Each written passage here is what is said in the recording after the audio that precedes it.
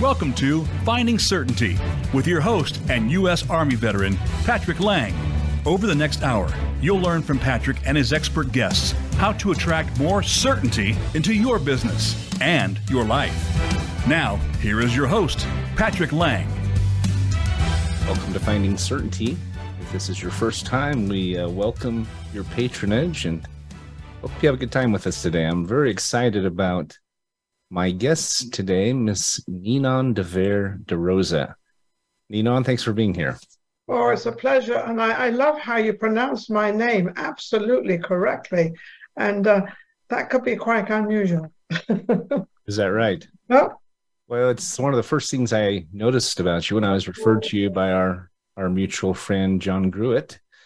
I said, what an amazing name. I wish my name was that cool. And you know, it's all real. That's the funny part about it. My mother gave me Ninon from Ninon de L'Encleur. She was reading that book and she decided to call me Ninon. De Vere is my family name through my father that goes back to the 1600s. Mm-hmm. And De Rosa was my married name. So there's nothing phony about my name at all. That's fantastic. Yeah, it is. It's cool, actually, but I have to pronounce it several times before people say, what? Well, it's unique. You know, it's longer than most names, but I think it's a really great example of who you are because I think it's very classy. It's a little exotic, you know, it's unique. And as I've gotten to know you better and better, I think those terms describe you to a T. Oh, that's wonderful. We've only known each other business-wise for about a month, right? Or 6 weeks?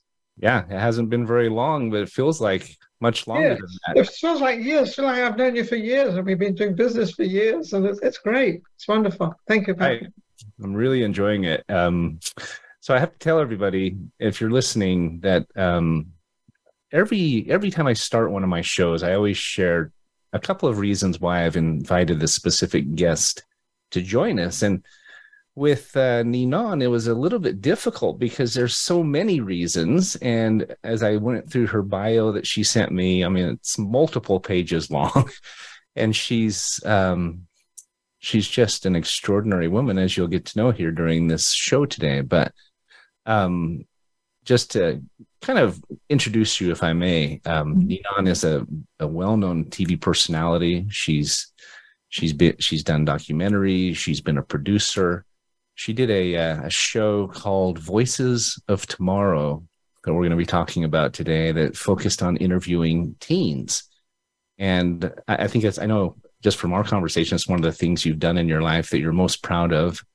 And you felt like really was an important work. Isn't that right, Ninon? It's very important to me. And funny you bring this up because I started it purely because I left home at 16. I didn't go to school, and I left with $5, which was equivalent to £3 at that time. Right. And it was a very daring thing to go into, but for me, it wasn't daring at all. It was like quite natural to go and do that. And so the reason I did Voices of Tomorrow is I wanted to let the younger generation know it didn't matter who they were, what they were, whether they were educated or not. It didn't matter, that there was a place for them in this world. And any teenager, even today, any teenager does have that opportunity of being young, doing all the daring things because you don't think they're daring at the time. You just do them and you move on, and you can succeed from nothing. You can make something of yourself. And I just wanted all the teens out there to actually know that because it's possible. Everything's possible. We're all the same. We're all the same bodies, except there's female or male, whichever. And so, you know, I'm not going to say it's easy. A lot of hard work. Absolutely. I love that sentiment, though.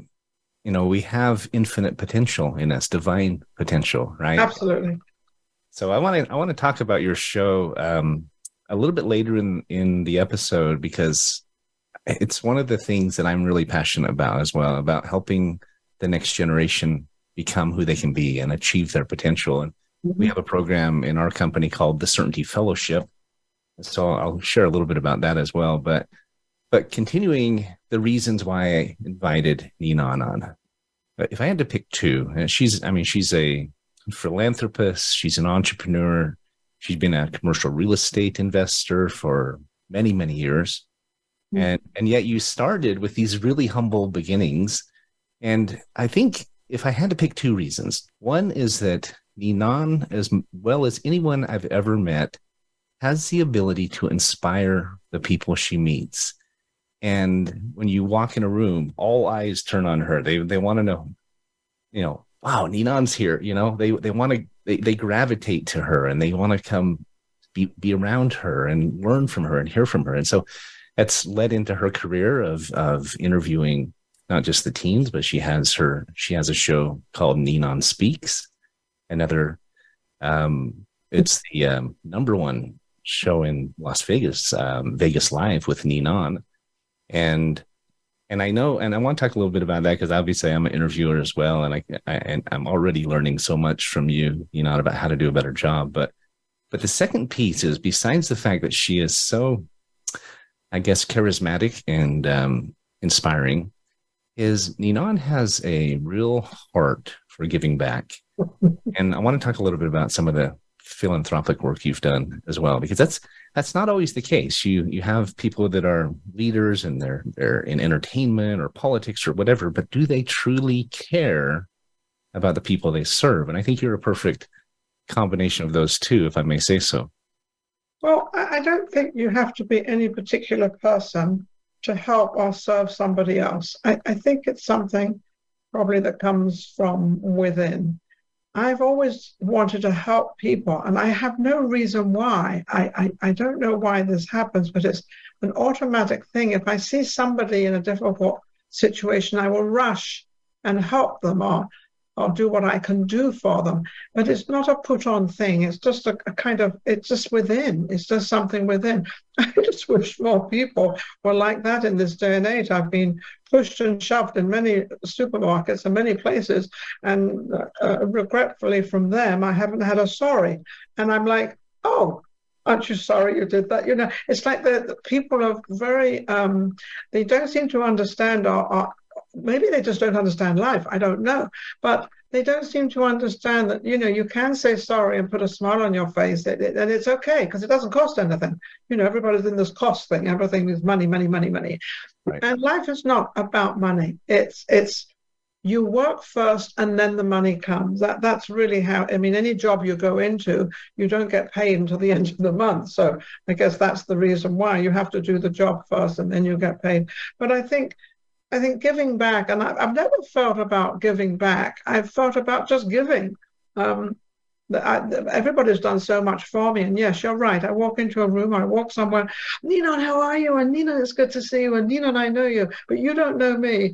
And I say, okay, so how don't I know you? Because I really don't know them. I'm like, who is this? And I'm getting all embarrassed because I'm not acknowledging them. So, and they said, oh, we're friends on Facebook. And I look at them, I said, and 10,000 others. And it's like, but they're so sweet. People are so nice to me and so good to me that I'm very fortunate, I think, to have so many friends and so many people that acknowledge me. I'm quite sure I have a few people out there that don't agree with a lot of what I say and do, and that's fine. We can't all get along, I guess.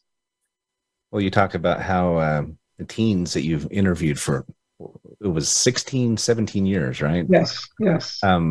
Just the potential that they have within them and helping them understand that potential. And I think that sentiment embodies so much of your life, and what you've accomplished is just this abundance mindset.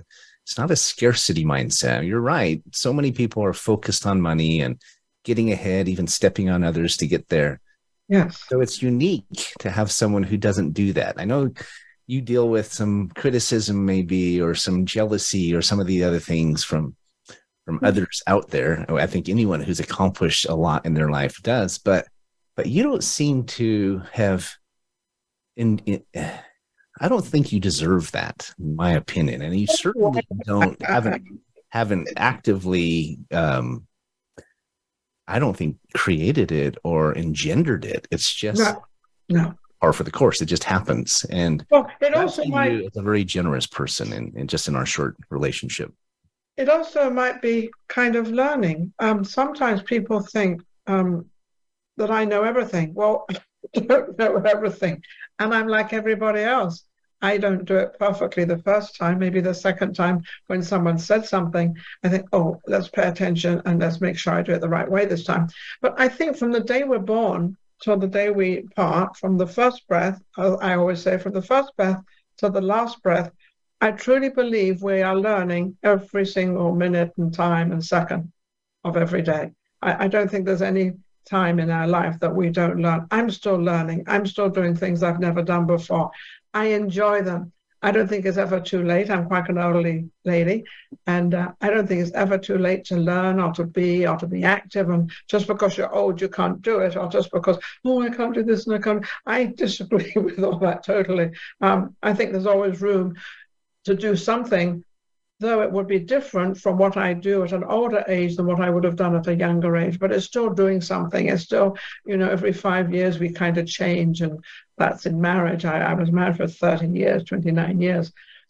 And every kind of 5 years or so, every few years, we would change without even noticing it. Well, I noticed it, and I noticed the different things I would do and the different things he would do and the different way we act towards marriage and everything else. Still having that love and still having that understanding and that respect for each other. And I think respect is probably one of the greatest things you can have for anybody, and definitely to have for our teenagers. Let's not keep putting them down, because this is what I'm hearing all the time. Oh, they don't understand. Oh, they're stupid. Oh, they never learn.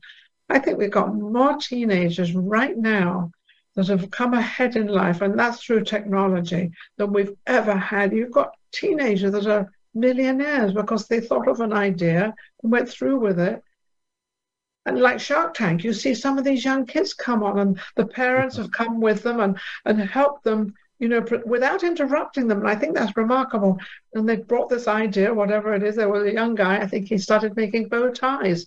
And he's now in Nordstrom's. He's everywhere. And you look at, I look at it anyway, and I think it's amazing that our younger generation is so great right now. So everybody out there, please don't put them down, because they are learning and we are teaching them, hopefully. 100%.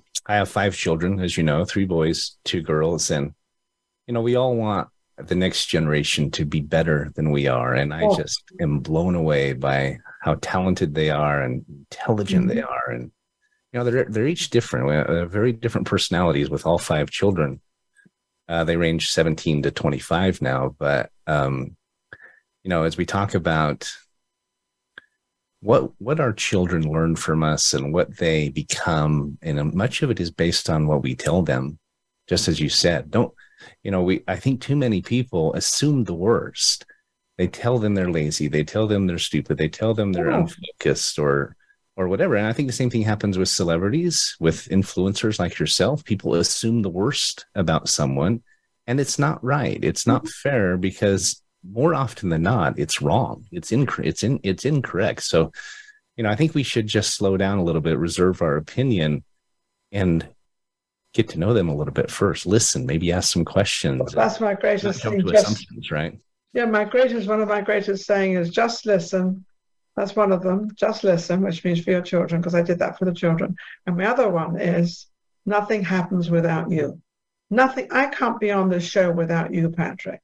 I can't be on this show with you, and I can't be on this show without the technician behind me. We don't see his face, we don't see him, but we thank him. Thank him. I don't know what his name is, but anyway. Thank you, Andrew. Thank you, Andrew. But without all these people, nothing happens. So we do need other people to keep us going, to keep us along. But I think one thing that parents and people should probably try to understand, because I don't think we do, is there's going to be average 20 years between your child and you. And that never changes. So when the child is 15, it's got all these ideas, which we say all these crazy ideas, which aren't so crazy. It's their ideas, but they're 20 years ahead of us.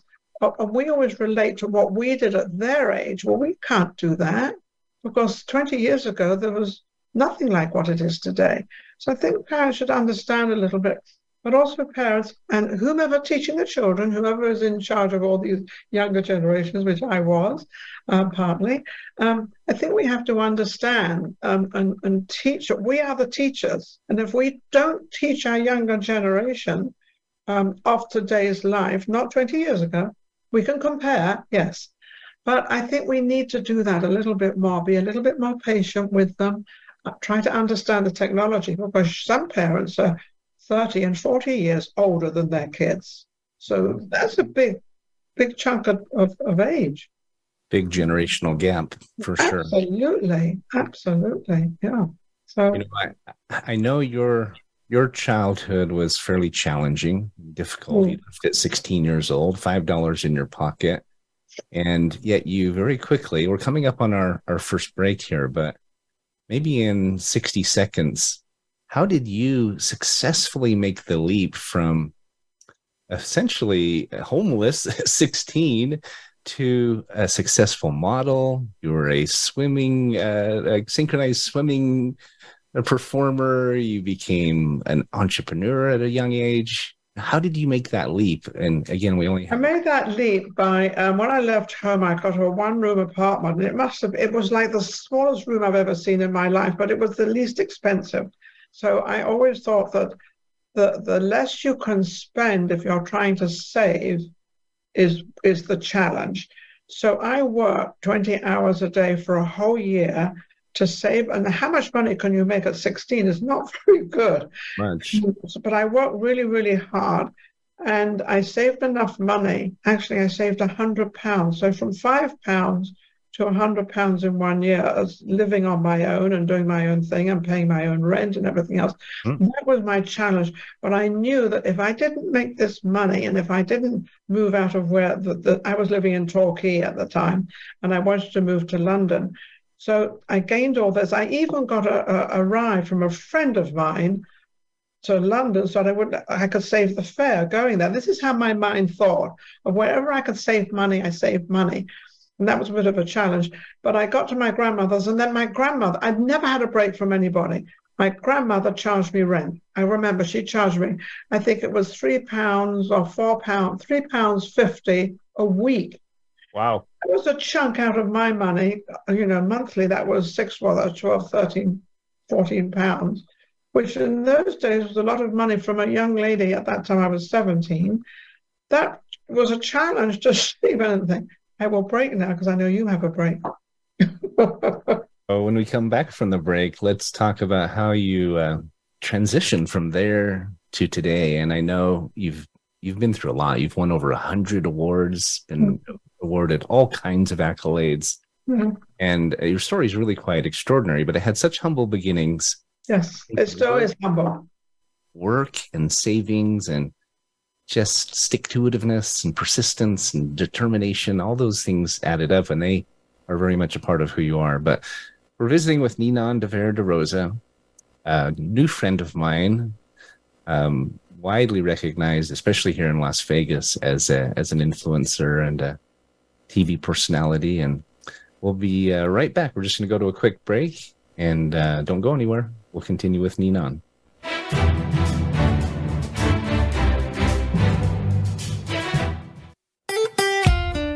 Follow Voice America at facebook.com/Voice America for juicy updates from your favorite radio shows and podcasts. Certainty Management can help create more certainty in your life with our deep discount health insurance options, even for 1099s, part-time employees, volunteers, and more. Pay less to protect yourself, your loved ones, and your team. Call 888-684-3122 for a free quote today. That's 888-684-3122. Visit us on the web at CertaintyTeam.com. That's Certainty, TEAM, like Mary.com. Have you become a member yet? Sign up now to become a member of Voice America. It's always free and easy. Plus, you get to take advantage of some great member benefits. Get unlimited access to millions of hours of on-demand content across all of our channels. Keep track of your favorite episodes, shows, and hosts in your own customizable library. Find out what shows you might be interested in based on your favorites. Plus, you get insider access with our newsletter. Membership gives you more. Sign up at voiceamerica.com and click register at the top right. If you're a nonprofit in need of funding, we can help. Certainty Management is a cost reduction firm that also helps churches, schools, sports teams, and other nonprofits raise unlimited zero-cost funding. Best of all, you don't have to sell anything or ask for donations. Call 888-684-3122 to learn more today. That's 888-684-3122. Visit us on the web at CertaintyTeam.com. That's Certainty, Team, like Mary.com. When it comes to business, you'll find the experts here. Voice America Business Network.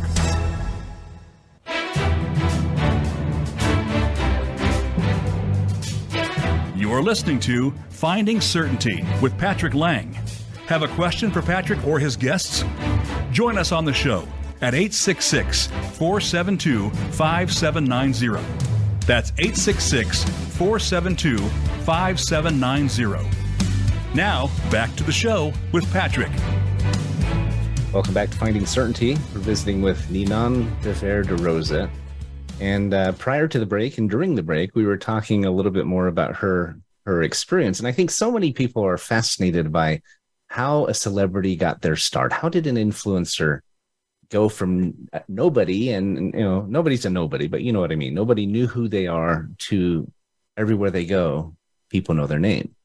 And you were telling me, Ninon, how you saved up 100 pounds. Yeah. You moved to London. Your grandmother even charged you rent, Yes. about $350 a week. So that was a big chunk out of your 100 pounds. But then you took 35 pounds and went and invested in professional photos. Correct. Right? Because you wanted to get into modeling and acting or something along those lines, correct? You want to tell a little bit more about that story? Yeah, and I couldn't do it unless I have photographs. I can't walk into someone's agency and say, here I am, and walk out and them to remember me. They probably would have done because of the personality, but I had to leave them with photographs. So I remember my auntie Yvonne, she said, Ninon, you can't spend all that money. That's nearly half the money gone. And I said, but auntie, if I don't do this, I'll never know. I'll never know of getting into. So in life, you've got to take some chances, but take some chances that are going to benefit your life of something you want to do and something where you want to go. Because sometimes you've got to lay out money or time or whatever to get somewhere where you want to be. And you've got to do that. That's an absolute must. It might not be the worst. I think my grandfather walked from Scotland to London, in London, and you walk the whole way. It's a long way, but he did it because he wanted to gain, and he ended up owning shopping, not centres. We had shopping strips at that time, but he did very well. And not that I came from a very wealthy family. I came from a very talented family. I came from a very knowledgeable family. Not that we had too much money, but that didn't really matter. That wasn't part of life. But it's the choices you make at a young age, and that's why I say take care of our younger generation, because it's a choice you make at your own young age that really goes through the rest of your life, because you've made a choice of something you think you like to do, whatever it may be. It doesn't matter. It's nobody else's business. It's what you like to do. And I think that's what I did.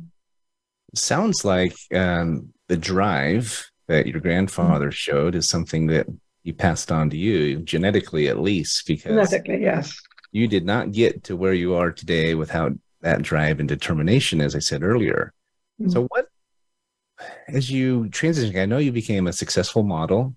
You eventually moved to the States. You got married to the love of your life for 29 years. And you've had this, you refer to it as a charmed life, as a blessed life. Yeah. As you look back, were there hurdles? Were there challenges or setbacks that you had to overcome to get to where you are? It wasn't all easy going, I know, but what was a challenge or two that you had to overcome? The challenge was testing life. I lived in Jersey C1 for a time and practically got killed there through a gentleman that was harassing my girlfriend and I, and he was trying to get into our apartment, and we barricaded ourselves in. So that's one of the things. I had challenges. I lived in Beirut for a couple of years when I had my underwater swimming act, and it was a singular underwater. It wasn't synchronized swimming. It was a singular. Oh, really? Act. Yes, it was in a like a fishbowl, which was 4.5 feet by 4.5 feet. Well, I'm 5'6", so obviously I'm hanging out of it. But so I had to sort of revolve my body around this, and how I got that job and how I did it was I turned up as a model. I had all the hair going and the clothes and the whole bit. And all the others looked like swimmers. They were all dressed like in casual clothes and no makeup, and I've got full makeup on and everything. Not really realizing what I'm actually up to, to be honest. And but I had this bikini, and I had a little slender body then. I weighed 117 pounds at 5'6", so I was quite slender. And I remember I said, I'll go last. There was a reason. So everything I did in life actually was a reason. I would always offer to go last. And why would I go last? Because I wanted to see what everybody else did first. Mm-hmm. And so if I saw what they did, so then I dive into this water, into this swimming pool. I dive in, and I know that he was watching underneath through the glass. So I dived in, and I remember putting my arms straight out, and I turned and I smiled because I knew that's where he was. Now, don't forget, I'm only I'm 21 at this time. No, 22, I think, or something, whatever. Very young. Anyway, and that attracted him. But when I came out of the swimming pool and I came out to see him, I was all dressed up again. So I had all the makeup still on because I got underwater makeup. And then I got a hairpiece that I put on. And I came out like a total model because that's what I was used to. And he looked at me and went, oh, Charlie Henches was his name, Russian. Interesting. It's funny because so often big things happen in our lives when we go the extra mile, when we just do that little extra bit. It doesn't always have to be something gargantuan or monumental, right? I have a T-shirt that says the extra mile is rarely crowded, right? And really, and you did that. You took that approach, and it made you stand out. You were probably as prettier as any of the other women. You were probably, they were better swimmers, whatever it is, but you did something different to differentiate yourself. As we talk about teens and we talk about your career, and I look at everything from a business standpoint because we're a business consulting firm. I find that most businesses that are succeeding are doing something different. They're standing out from their competition, just as you have stood out in your career. And it doesn't always go perfectly, right? There's always challenges. Especially when you're in a startup. We were going to meet last week, and Zoom ended up crashing on us. It didn't want me on. Cooperate, right? It wasn't my fault, but it just did not work. And yet, to truly succeed in business or in life, you have to take those hiccups and those speed bumps with a grain of salt, right? Absolutely. Or like water off a duck's back, as they say. Mm-hmm. Would you agree? Do you think that's an important? I think that's actually perfect. But like you and I, what we didn't let that stop us from having a show. So we're here this week. So It's the tenacity of keep moving forward. I think a lot of people feel embarrassed about certain things that happened. I've been one of these people. I'm not embarrassed about anything that happens because it happens. And it happens for a reason. And maybe I wasn't supposed to be on last week. I'm supposed to be on this week. I don't know, but I'm very grateful to be on this week. I'm very happy that we're still doing what we're doing. But don't let those things, and that's what let people, I can't do it. And they always have all these excuses. I don't want our teenagers to have those. They're going to get those all the time. They're going to get those more than us. But they've got to take the challenge on because that'll keep them on the path they want to go to. So I couldn't don't agree, let that down. couldn't agree more, Ninon. As it turned out, I was able to do a monologue that I've never had a chance to do that. I've always had a guest, and I ended up having to speak for the whole hour. You were great, by the way. I was listening to you. I listened to it. You were great. I appreciate that. And I feel like it was given to me. I mean, it flowed out of me. And I've had several people reach out to me and tell me how much that message meant to them. If you're listening, I encourage you to go back and listen. Last week, I talked about 3 secrets or 3 steps to finding, that is, creating more certainty in your life. And I've gotten several compliments on what it was, but I think it's an important principle, because I think one of the most important things we can do to be successful in business, in life, in relationships, is to be able to pivot quickly, be able to, move quickly off the cuff. That's how I got this show, right? They invited me to be a host because they said, you're quick off the cuff. You seem like you wouldn't. You've got to be quick. You've got to be quick. You have to be. You wouldn't ever freeze up in front of the lights. And so far I haven't, but. You won't do that. You've got you know why? Because you've got the confidence, because you know what you're talking about.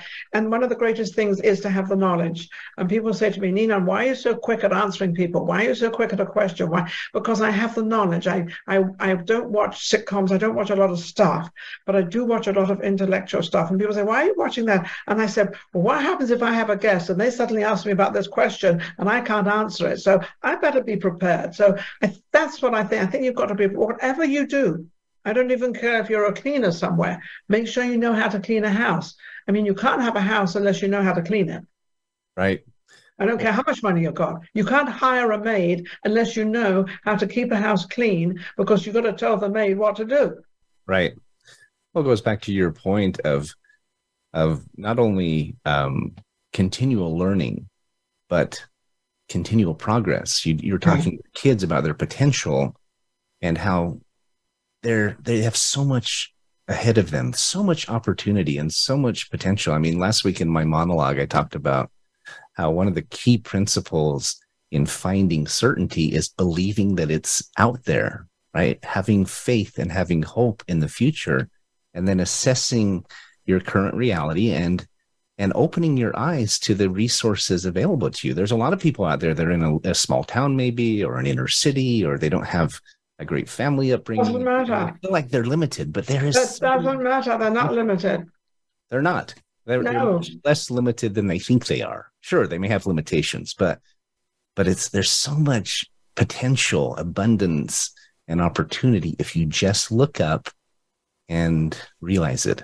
I think they put you put things on yourself that are not there. So you put a limitation on yourself by saying, oh, I can't do that. Now, what makes you think you can't do that? Even if you can't do it, why don't you try and make it a positive and then learn how to do it? Then you can do it. Well, it's like they talk about failing forward, right? Even if you fail, make sure you fall forward, not backward. Well, I've failed a lot of things. I have to say one thing. I was married 29 years and I was the third wife. And a lot of people say, oh, Ninon, you could do better and you could do this and you could do that. They never really said, before they said that, whether I love the guy or whether I had the greatest marriage. This guy maybe it wasn't for the other two, but for me and our marriage, I had the best marriage I could ever have asked for, the best. I don't have children, but that's between him and I. That was a bit of a problem. But we weren't able to have children, which is okay. Maybe I wasn't supposed to have children. I don't know. And that's maybe why I did the children's show, because I didn't have any children. So I gave my heart to that show for 16 years. It's like having children of my own. Exactly. I think you have hundreds of children out there. Thousands of them. Look to you and as a surrogate mom, it's like my wife is a stepmother to my children. I was married before and we ended up divorcing, and then I remarried, and we refer to Tesha, my wife, as the bonus mom.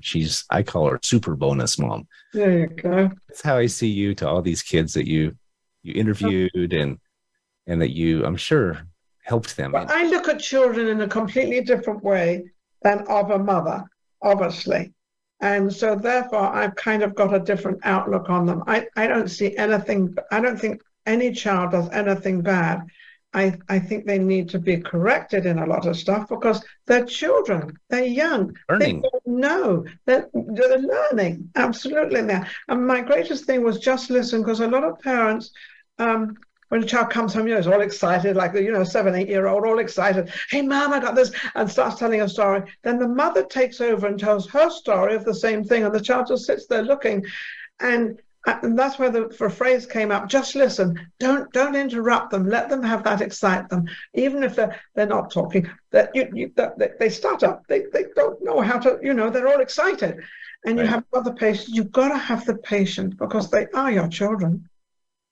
Take care. They are. And you talk about how we achieve our potential, whether it's in business or with our kids we're mentoring or raising or whatever. One of my favorite books is a book called The Oz Principle. And it's the story of Dorothy, the lion, the scarecrow, and the Tin Man traveling to the Emerald City, right? Traveling down the yellow brick road. And you've got to read it, but it's a phenomenal book because it teaches that they were going to the city and they were expecting the wizard the great and powerful Oz, who just turned out to be a shyster anyway, but they were going there to have him fix their problems for them. But as we learn throughout the story, and I'd never realized this, it's this classic tale, right? Yeah. They realized that they had it within them to do it. Yes. Of course they did. And you see it illustrated many times. The lion showed courage. The scarecrow figured out the problems. The Tin Man obviously had a heart. He rusted himself. He was so emotional. And Dorothy was wearing the red slippers the entire story that could take her home. Yeah. Isn't that a powerful? And I think if you go by that, how the strength and how the positivity is in that is amazing. It's that infinite potential that we're talking about. And it's like I went into real estate because of my husband. I was in real estate since 1970. Well, I met my husband in 75, so I started real estate with him probably in about 1980. I'm going back in years, but that's okay. Yeah. And I learned real estate, but I learned to keep my mouth shut.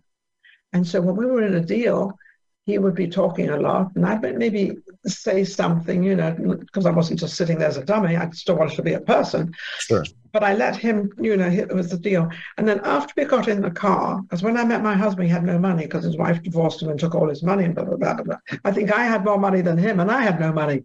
But anyway, and when we got in the car, he would ask me all these questions, and I never knew why. And suddenly I realized that he realized where my brain was at and what I was listening, and I was saying in a different perspective as of what he was saying. And we made deals, big deals. We were in commercial real estate. When we started in Northridge, a little tiny home, and we ended up in Bel Air and also Mulholland. We did extremely well together. Right. And that was because we worked together. We held hands for 29 years. We had the greatest love affair, probably, that nobody really knew about because everybody kept saying, "Oh, Ninon, you can do better." And I'm thinking, I don't think so. But anyway, that was their opinion. I love that. Yeah, it was fabulous. But I helped him and he helped me. So it was a two-way street, and that's how it kind of worked. And we had a normal life of having rows and arguments. Everybody does. We have disagreement. But I think it's just, how we helped each other and how I learned real estate, and I'm still in real estate. Well, it's an interesting comment. We are up against our next and last break, but when we come back, I want to continue that topic just briefly. It's actually the third principle I shared last week on my monologue was about how we have to work together. We need to rely on each other. We can be independent. We can be proactive, and but we're so much stronger when we work together. So we're going to go to break. We're visiting with Ninon de Vere de Rosa. Don't go away. We'll be right back.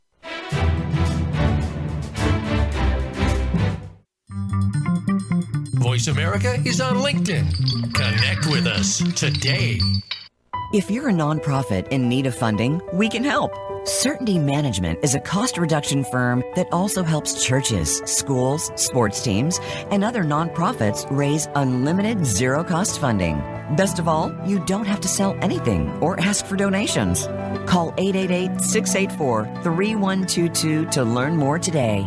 That's 888-684-3122. Visit us on the web at CertaintyTeam.com. That's Certainty, Team, like Mary.com.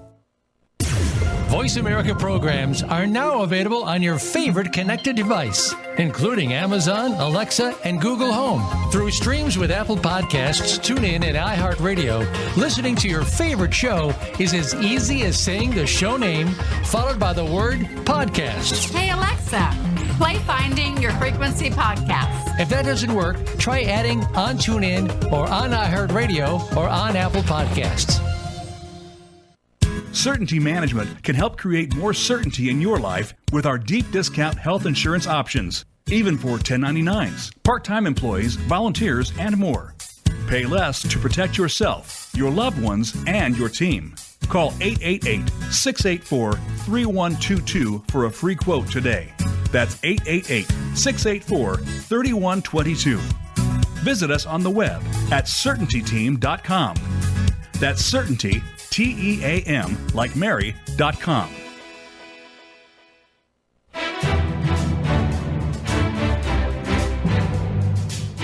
You're listening to Finding Certainty with Patrick Laing. Have a question for Patrick or his guests? Join us on the show at 866-472-5790. That's 866-472-5790. Now, back to the show with Patrick. Welcome back to Finding Certainty. We're grateful to have you with us today. Whether you're a new guest who's maybe come across us for the first time or one of our faithful listeners, visiting with Ninon de Vere de Rosa. She's a renowned TV producer, personality, a documentarian, et cetera, et cetera. We talked a little bit about what you did with Voices of Tomorrow for 16, almost 17 years, interviewing teens. Mm-hmm. And I know you've done a lot of other work with youth and with, tell us just briefly, if you can, a little bit about your work in Kenya, some of the other philanthropic. Oh, yes. I went to Kenya and did a documentary, and it was amazing. Oh, my goodness. I went there. I was only there for about 5 days filming, and we were in this Kakamega little town, and everybody was so grateful and so wonderful. And we did this documentary on the children. They were all orphans. Their parents had died of different diseases or just old age or whatever the case was. And we kind of brought them to the forefront and also brought the teachers to the forefront. But they had this beautiful sort of place where the children, they didn't live there, although we, through my foundation, which was called Kids Talk Foundation, we actually bought a whole stretch of, I think it was like 10 rooms or something. And 4 of the rooms were for teaching, and the others were for all the babies. And we had all the baby cots in there. So the babies from parents that had died of AIDS or whatever the case was, what they were died of. And so we had a place to put them because they were orphans. And then we had a place for teaching. And then I started helping them and helping them on their road of what they can do as orphans. And it was, I actually interviewed an AIDS young lady. She was probably about 36. She had AIDS. And everybody said to me, they said, well, Ninon, you know, you're a little close to the AIDS. And I said, well, she's not going to give it to me. And so I was never worried about any of that, even, you know, any country I'd lived in. I lived in Jamaica. I lived in Beirut. I lived all over little parts of the world. But I've never been afraid of catching something from somebody else because I just don't believe in that. So I sat next to her and we interviewed her. And it was very touching just to listen to somebody of their life being destroyed and sort of slowly she was leaving this world. But I learned a lot from there. We went to 3 different camps and we opened a school. We actually built a school in another part. Can't remember the name of the place. And we built the school and we had the opening of it and we had the children singing when I arrived. We had this whole group of children. They started singing when I arrived. It was just so amazing how we were respected there and how we were honored there. I actually still have the tape, which maybe we should play one day. And that was absolutely amazing. It was an eye-opener of another part of the world and how they live and how all these people took care of these children. These children would come to the camp at 6 o'clock and they would leave 6 or 7 at night. And where they went to sleep, that was all taken care of because they didn't have a home. none of these kids had homes, but they were taken care of. So it was an eye-opener. Well, as we talk about helping our youth, helping the next generation achieve their potential, one of it is how we speak to them and how we talk to them and talk about them, and the ideas and the beliefs that we help instill in them. And it's so important. It's so important to help them get ahead and help them believe in who they are. We have a program at our company, Certainty Management, that we call the Certainty Fellowship, and it's designed to help any college kid who either wants to go to school or is in school and is struggling through taking on student debt and so forth to try to get a degree, and they're worried about if they're going to get a job, and they're worried about that debt load. The Certainty Fellowship exists to help them graduate 100% debt-free with skills and access and connections, but also zero student debt. And I'm very passionate about it. It's a new program for our company, but we're very excited about it because it's just giving those kids that hand up that they need to. And they do. They need a hand up. And not everybody's as strong as you, Ninon, to get 16 and still make it. I mean, most people. I'm not finished yet. Right?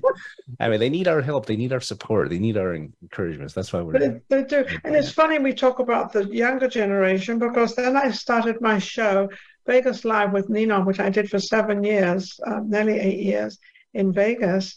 And I actually interviewed a lot of the entertainers. And it's funny because you think about Vegas, all the entertainers I had, they all got jobs. Well, they don't all have jobs. They all have a second job to keep their career going. And that was a great example. And I'd like to give a shout out to Action Shot Productions, Steve Sebo, who is my producer right now. He's stood by my side for many, many years, or probably about 10 or 12 years now. And he's really been wonderful. Now we're doing our other show, which is called Ninon Speaks, which is I'm having people on that have got a story. And it's funny, I just invited a young lady. Her name is Jules Bailey. Jules Bailey does a kind of a fellowship, like a Bible study, every other Tuesday at her house, and she's got an exotic home. So I said to her the other day, I said, I've got to have you on my show. And this woman is really out there. I mean, she's amazing.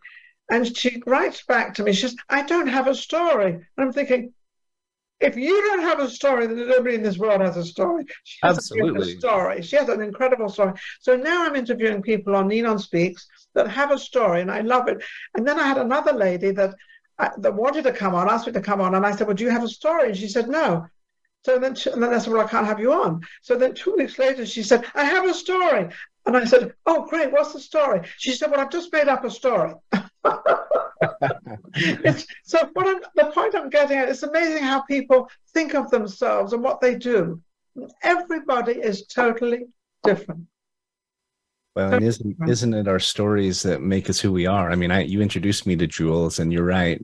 It's amazing. She's been an entrepreneur, owned her own business for 62 years. Yeah. She's a costume designer for high-end artists and performers. I just spoke with her last night, and she was working on a $40,000 jacket for who has a $40,000? Right? A country music star or something with Swarovski crystals on it and everything. Yeah. But that's a nice shout out for you. But she's amazing. But that's the different people in this world. But like that, the entertainment people in Las Vegas, they're not all. They're all beautiful singers. They've all got beautiful acts. They've all got something going for themselves. Otherwise, they wouldn't be in the business. Right. But there's not enough room here to put them all in and to put them out. So I had this show where I would give them a presentation for about 15, 20 minutes, and to get them out there and put their email out there and their phone number for people to get in touch with them. A lot of people got a lot of work through that show, I hope. But a lot of people told me they did. So, that's helping other people. Yeah, it goes back to, paying it forward and making a difference in the lives that we can. Whether we're talking about our children, whether we're talking about entrepreneurs or entertainers, we all kind of go through this process of, I call it a progression, if you will, from the lowest level, I think, is fear, uncertainty, right? Just the opposite of what we seek for on this show, but uncertainty and fear. And then we go to this next level where we start to maybe hope that things can happen, and there's a glimmer of hope, and we move from there to faith and belief and knowledge and certain knowledge, and we end up on certainty on the other end. And we all go through that. Yes, we do. Whether we're talking about entertainers looking for an additional side business or a way to support their passion, or true blue entrepreneurs, or that's what they're doing, kids who are looking for what they're going to do with their lives. I mean, you and I have just decided to go into partnership together. Yes. On a new banking project. It's a new banking ecosystem. It's amazing. Can you mention a little of that? Can I what? Can you mention the name of that? Yeah, absolutely. It's the company is named Transact Card. It's amazing. I'm a member. Yeah, it's one thing about Ninon, one of the reasons she has been successful is she's constantly learning. She's constantly looking for ways to improve and progress and then to give back, right? Yes. And this project combines all of those, if I may say so. In about 15 seconds, she said, I get it. I like it. I'm in. Right? I did, because I understood it. Because I watch the stock market every day. And so I know what business is. I know what the ups and downs are, and, this crazy stuff that goes on. But what this card does is it saves you money. It's not a credit card. It's a debit card. Right. And you put money into it. I'm going to say 500 or that. We put $1,000 into it. And you can pay your electricity bill, your house, you can't pay your mortgage yet because mortgage people don't accept it yet, but you can pay all your bills with it. And then you get all these points back, but you get equal points back that then can you either redeem that for money or you can redeem it for goods? Yeah. So it's interesting because most cards of any kind, a rewards card, a discount card, you might get 1 or 2% mileage, but with the Transact card, you get dollar for dollar value, literally an equivalent, double your buying power. Now you spend $100, you get 100 points, or what we call Z-Bucks. You spend $5 at Starbucks, get 5 Z-Bucks. Go to Europe and spend a month there and spend $10,000. As long as you put it on this Visa debit card, you're going to get back 10,000 Z-Bucks. Yeah. You can use those in our marketplace to achieve savings up to 50% on name brand items. They have flash sales where you can only use your Z-Bucks. But it's just I love it because it's a project that's empowering people. Well, it's one card. You can have one card. Just put enough money on it. You're going to spend the money anyway. And the reason I wanted to bring this up is because this gives people out there a little bit of where my head is at. And my head is, I think, like most people should have their heads right now, is how can we save money and how can we get, all prices have gone up. We notice how the food went up. We know how electricity went up. We know how every single thing in our life, and we all over the world, we actually live the same life. We all have a house mortgage or a rent or electricity bill or a gas bill. We all basically in the whole entire world, doesn't matter what color you are, what religion you are, doesn't matter, I don't care who you are. We all have this same thing. So when I said yes right away, because I could see where I could, personally for me, I could save money. Now I'm going to tell my friends where they can spend this money as well. But what I was bringing out was, this is how I have treated my life all through my life, is how can I help other people? So this card I could. How could I help the children of what I did from when I left home to the time I started my show? The reason I was living in Bel Air in a 7,000 square foot home, I had a Rolls Royce, I had a Mercedes, I had a Mercedes, and then I had a dog car. So we had 3 cars for 2 of us. One was for the dogs, one was for me, one was for my husband. But I started from nothing. But I took those gambles and I took those chances. But I was always, the money side of life is very, very important, because you can live without money or with money. Right. I would rather live with money, but you've got to know how to earn it.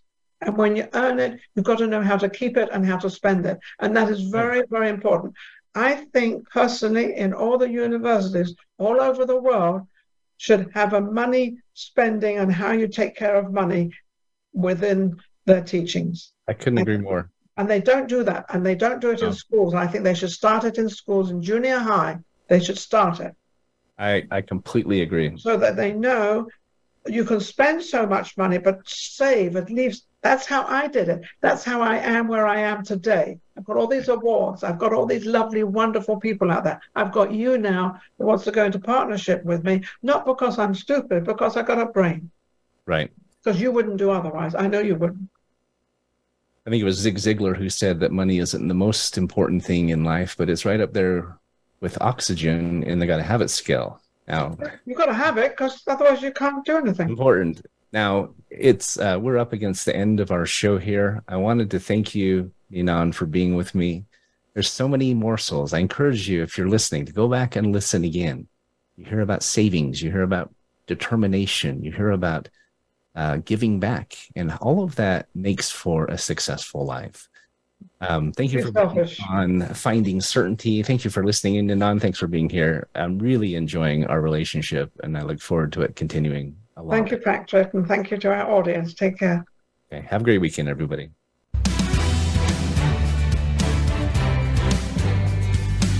Thanks for tuning into today's episode of Finding Certainty.